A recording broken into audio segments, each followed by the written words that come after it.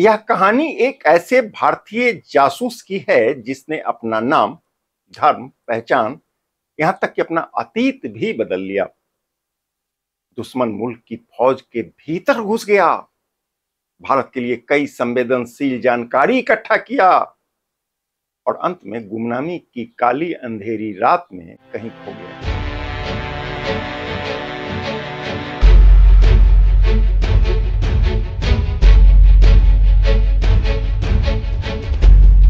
उसका असली नाम था Ravindra Kaushik, code name black tiger. दुनिया उसको नबी अहमद साकिर के नाम से जानती है।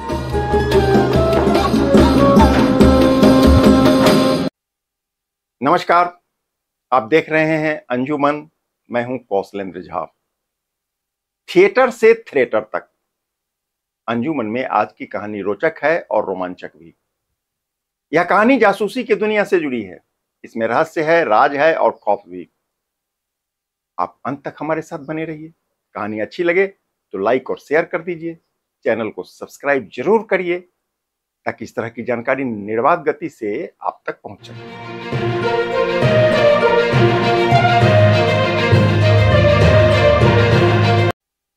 राजस्थान में एक इलाका है, श्री गंगानगर। इसी श्री गंगानगर का रहने वाला एक नौजवान उन दिनों अपने कॉलेज में बहुत शुमार हुआ करता था। वह नाटक का दीवाना था और रंगमंच पर अपने किरदार में जान फूंक देता था। एक रोज भारतीय खुफिया एजेंसी यानी रॉ के एक अधिकारी की उस नौजवान पर नजर पड़ गई।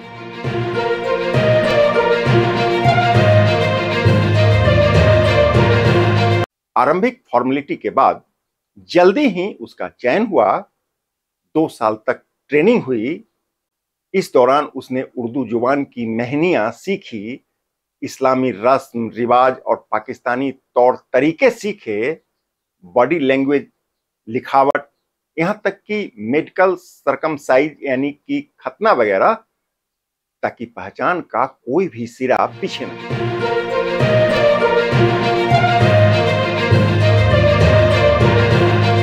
2 साल की तैयारी के बाद उसके भारतीय होने के सारे रिकॉर्ड खत्म कर दिए गए। अब एक नया शख्स जन्म ले चुका था। उसका नाम नबी अहमद साकिर था। पता Islamabad, Pakistan. Code name black tiger. योजना ऑपरेशन झड़ोखा। योजना साफ थी, पहले सिविलियन कवर को विश्वसनीय बनाओ, फिर पाकिस्तानी सेना के इंसाइक्लोपीडिया तक पहुंच जाओ।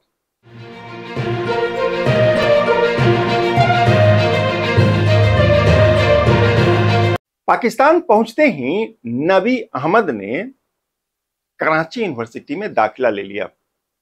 लॉ की पढ़ाई पूरी की। इस दौरान पाकिस्तान में उसके दोस्तों का दायरा बढ़ा, नई आदतें और नए माहौल में कंफर्ट जोन की तलाश पूरी हुई। इसी दरमियान उसके रिश्ते और नेटवर्क का ऐसा विस्तार होता चला गया कि नबी अहमद को पाकिस्तान की सैन्य संरचना में सेंधमारी करने का अवसर मिल गया।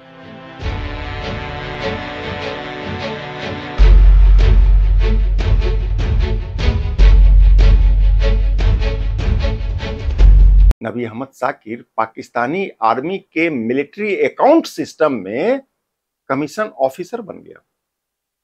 कुछ समय बाद प्रमोशन लेकर पाक आर्मी का मेजर बन गया। हालांकि कुछ स्रोतों के मुताबिक पाकिस्तानी मिलिट्री अकाउंट डिपार्टमेंट में उसका ओहदा एक अकाउंट अधिकारी का हुआ करता था। यानी रैंक को लेकर कुछ मतभेद है, पर पाकिस्तानी फौज में शामिल होने और अधिकारी बनने को लेकर कोई मतभेद नहीं।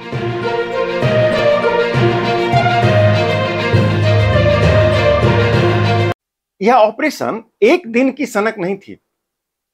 भारत में लंबी मशक्कत के बाद सारे कागजात तैयार हो चुका था।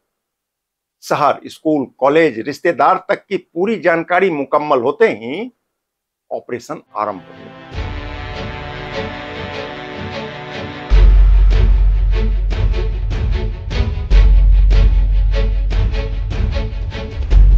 प्लानिंग इतना फुल प्रूफ था कि पाक एजेंसियों की डीप बेटिंग में उसका अतीत पानी की तरह साफ दिखाई देने लगा था।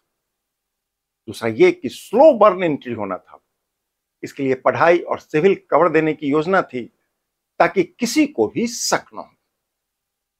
तीसरा था साइलेंट हैंडशेक, यानी भौतिक मुलाकातें। ड्रॉप पॉइंट के जरिए कोडेड नोट्स तैयार करने होते थे।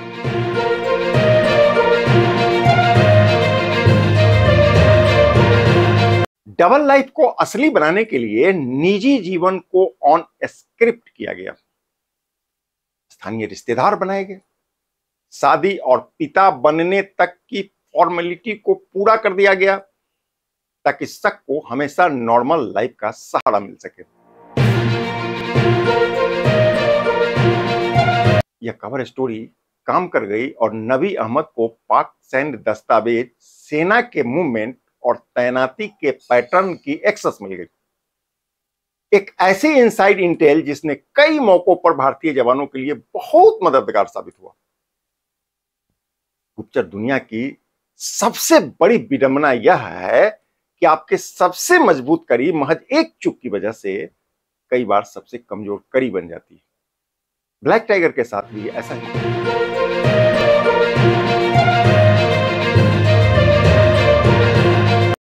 बात 1983 की है।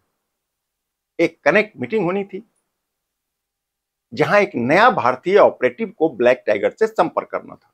चूक हो गई। वह दूसरा एजेंट जो नया नया पाकिस्तान पहुंचा था पकड़ा गया। पूछताछ में उसने नबी अहमद साकिर की असलियत उगल दिया।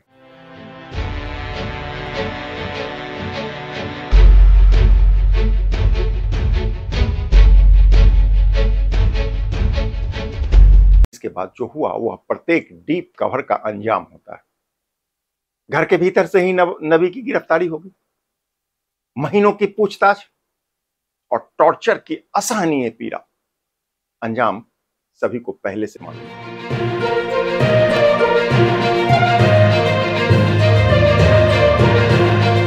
वर्ष 1985 में नबी को सजाए मौत सुना दी गई। बाद में इसको उम्र कैद में बदल दिया गया। सियालकोट, कोट लखपत और मियांवाली, यही जेल अब उसका नया ठिकाना था। जेल बदलती रही पर सलाखों की बेइंतहा और क्रूर जुल्म नहीं बदले। अंत में वर्ष 2001 में मियांवाली जेल में उसने अंतिम सांस ली। जेल में रहते हुए उसने अपने घर वालों को कुछ खत लिखे थे जिसमें उसके किरदार की कीमत और एकांत की तपिश साफ साफ झलक।